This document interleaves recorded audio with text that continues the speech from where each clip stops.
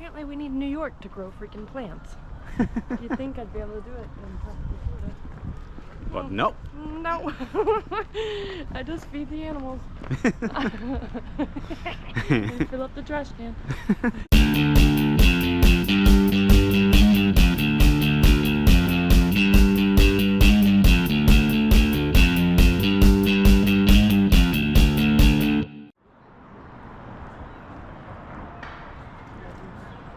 We're in Brooklyn, New York, walking toward the subway.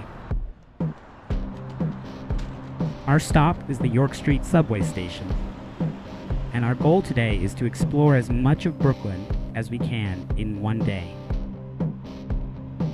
We'll start in Dumbo, one of the city's most iconic neighborhoods.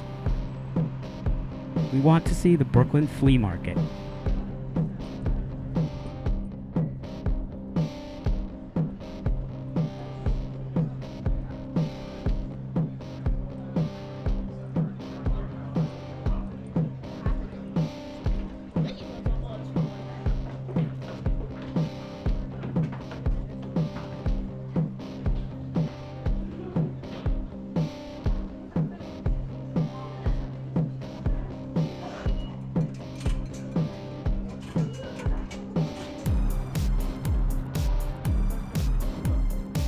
As we walk through the streets, let's talk about Dumbo's story.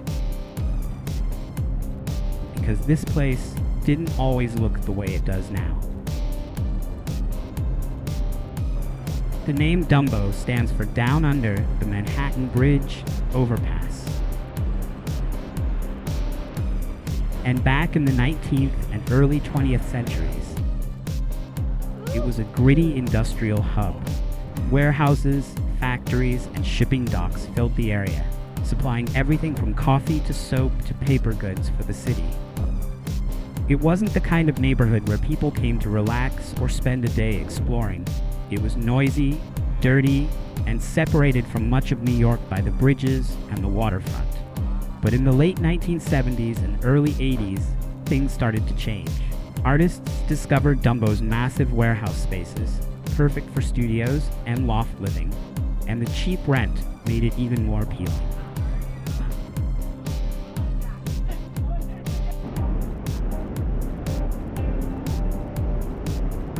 Over the decades, that small artist community grew, and with it came galleries, creative businesses, and eventually luxury real estate. Today, Dumbo is one of the most expensive neighborhoods in Brooklyn, but it's managed to keep much of its historic charm. The cobblestone streets, the preserved brick buildings, the views of the bridges and Manhattan skyline. It's a mix of old New York and modern energy that's hard to find anywhere else. Okay, first stop, the Brooklyn Flea Market.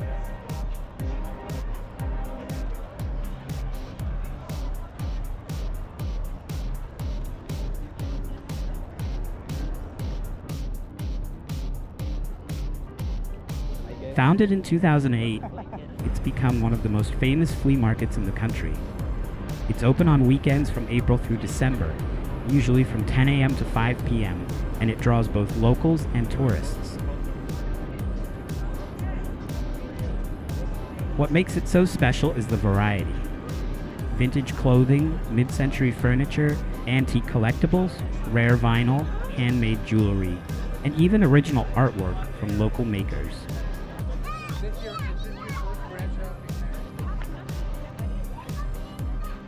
It's the kind of place where you can come looking for something specific and leave with something completely unexpected.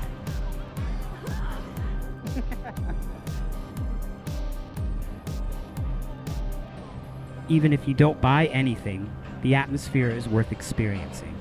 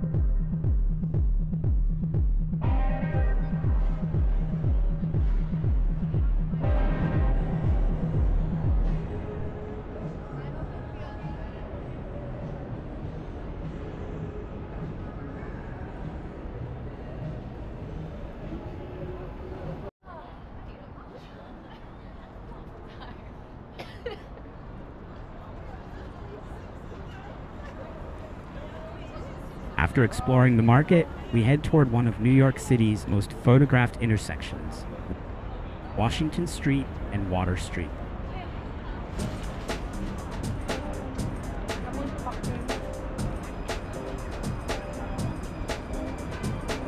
This is the famous view of the Manhattan Bridge, perfectly framed between two rows of old brick buildings.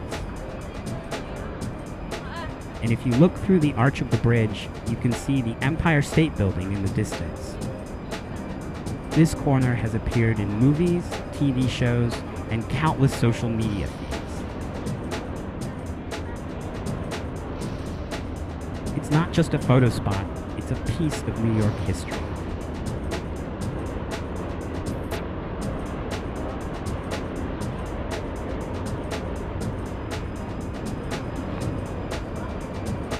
The surrounding buildings are relics from Dumbo's industrial days, and the bridge itself is an engineering landmark completed in 1909.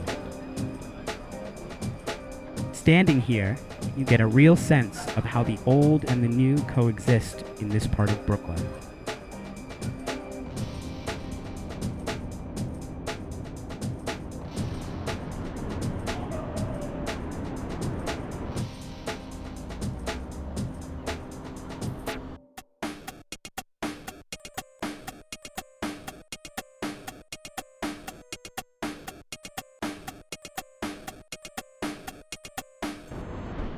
From there, we continue toward Brooklyn Bridge Park.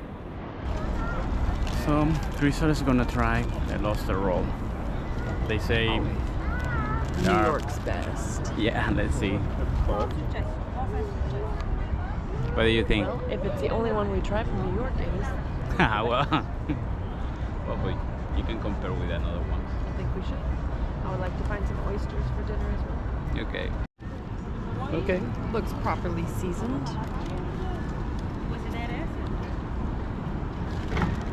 Properly seasoned. Let's try it. How much was it? Like $40?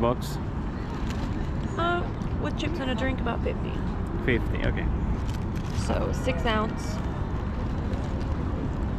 Lobster roll.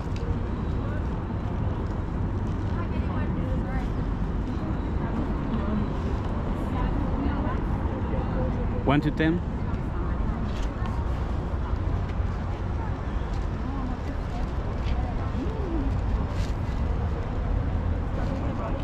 Delicious. 1 to 10? I have to say I like the one on Wall Street better. But it's a solid 8.5. I mean, I didn't realize it. This bumps it up. It has a little holding container. You just slide it out as you eat it. You don't have to touch it. We love that.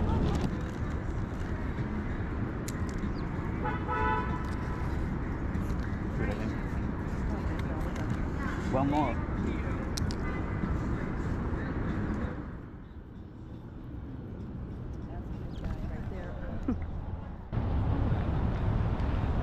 Look at that. Looks like cold water. Looks like dead bodies would float in that. Yeah.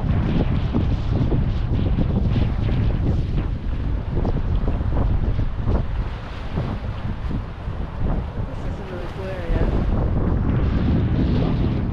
This is a really cute area.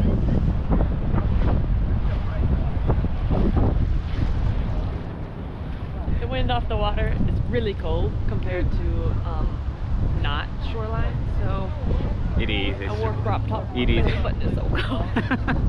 It is cold. Yeah, yeah, it's really windy. Trying to be cute. Look where I'm at. So, we kept walking through Brooklyn Bridge Park. To our surprise, it wasn't crowded at all, and that made the experience even more enjoyable. Normally, this park is filled with locals relaxing, joggers by the waterfront, and tourists soaking in the skyline views. Having it so calm gave us the chance to really take in the atmosphere.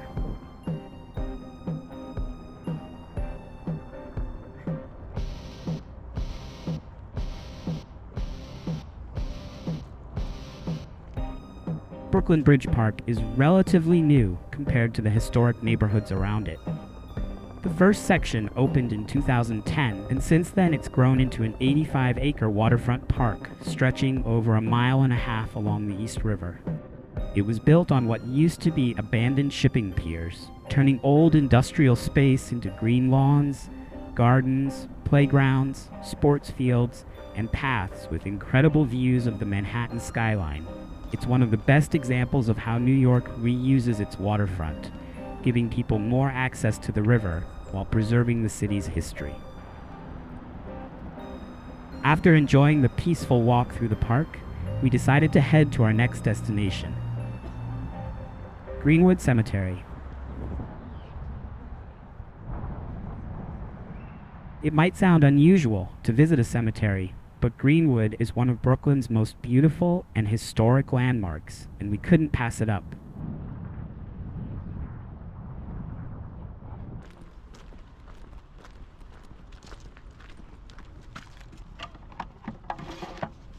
Who are they?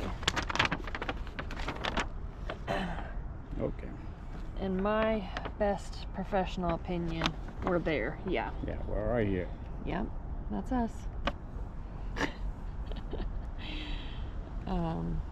I'm not even confident that's us. So, okay, following you because we can go to Battle Hill. Oh, Cedardale. maybe we're here. Are we? Oh, maybe we're here. You see, We're not great with paper maps, so we relied on Google Maps to find our way around, and honestly, it made exploring the grounds so much easier.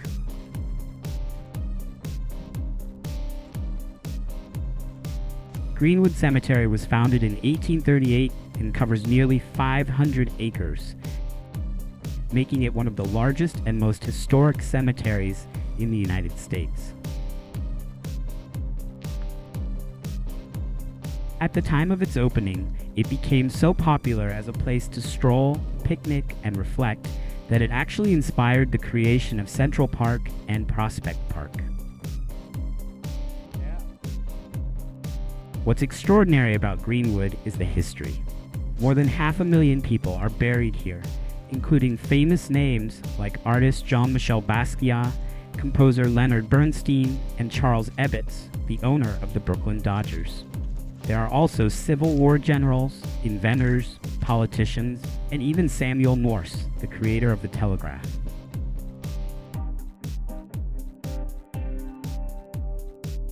It was also the site of the Battle of Brooklyn during the Revolutionary War, adding even more significance to the landscape.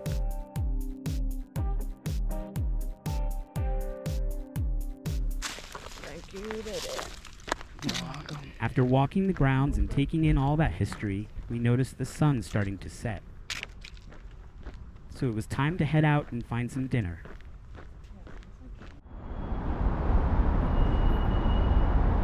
We'd never been to Industry City before, so we decided it was the perfect spot for dinner. Only you, baby.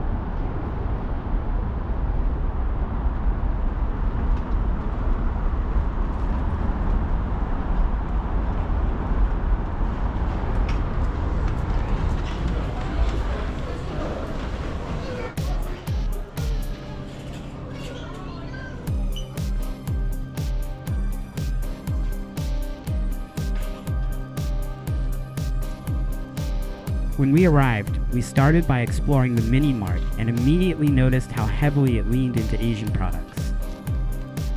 Shelves were lined with snacks, noodles, sauces, and drinks from Japan, Korea, China, and beyond.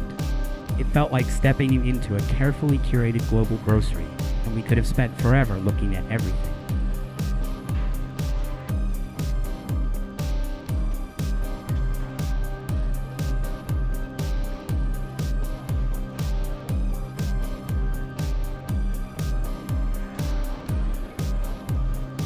Next, we wandered into the food court next door, where a variety of vendors offered cuisines from around the world.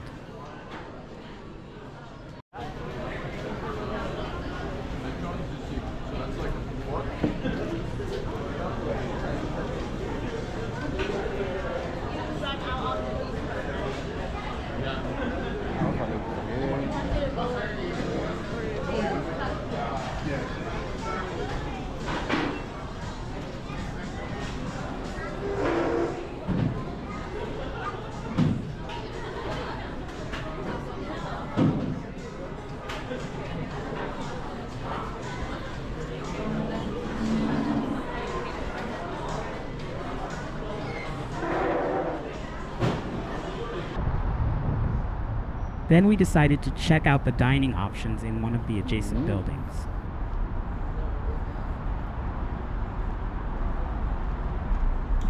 But since it was a Sunday evening and already getting late, almost everything was closed.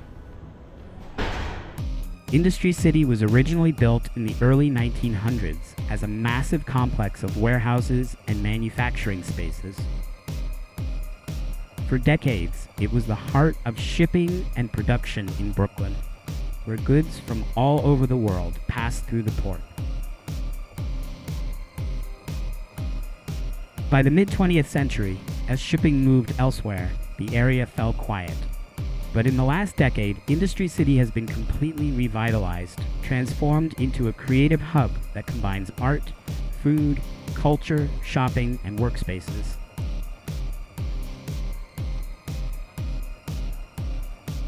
The complex today is made up of 16 buildings connected by courtyards filled with murals, sculptures, and outdoor seating.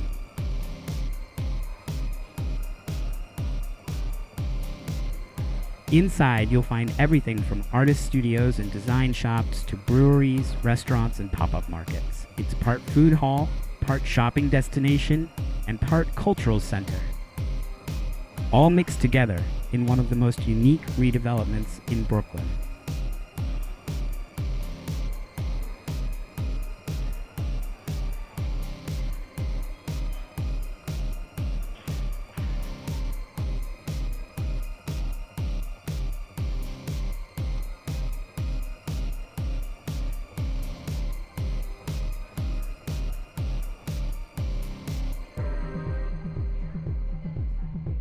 So, after looping back around, we returned to the first building to have our dinner there. Let's see.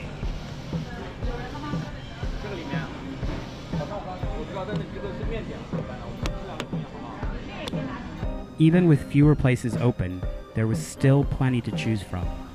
And it gave us a taste of what Industry City is all about. Variety, creativity, and a little bit of discovery with every visit.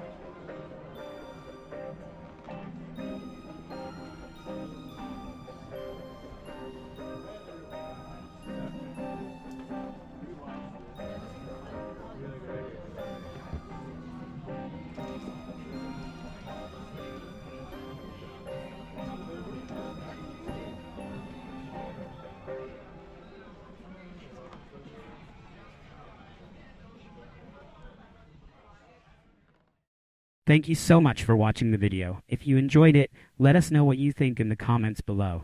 We'd love to hear from you. Don't forget to give it a thumbs up if you enjoyed it, and make sure to hit that subscribe button and turn on that notification bell so you don't miss the next video.